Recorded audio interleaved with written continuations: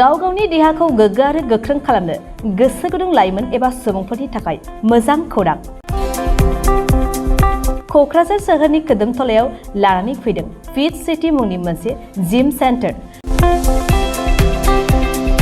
सोरांस्रि नार्जारिनि गोदानै बेखेवजानाय fit city मुंनि gym सेन्टाराव फैनानै नोंथाङा नोंथांनि देहाखौ गोग्गो आरो गोख्रों खालामना लादो। अब्ला मानोथो गोबाव खालामखो? नोंथाङा थाबैनो फिट सिटीआव एडमिसन लाहैदो।